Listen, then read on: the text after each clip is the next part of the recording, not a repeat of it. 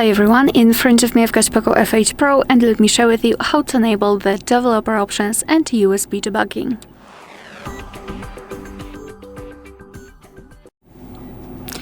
So let's begin with opening the settings, and here let's tap on About Phone, which is at the very top of the list.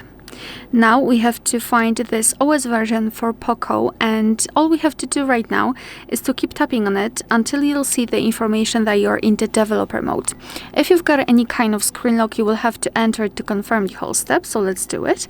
And here we've got the information that now we are a developer. So let's go back to the general list of the settings and scroll all the way down to find the option Additional Settings. Then scroll all the way down again to find developer options. Let's tap on it.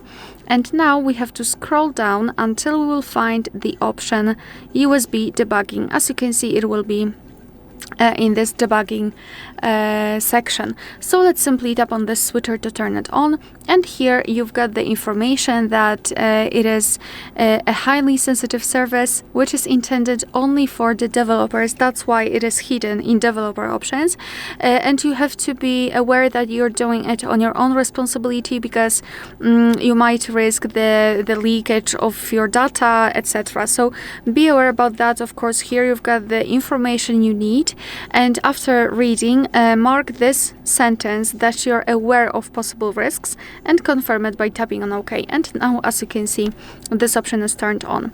Of course, you can turn it off the same way, just by tapping on the switcher again. And if you wish to turn off developer options, just go to the very top of the list and tap on the switcher right here. And as you can see, the developer options will disappear from additional settings.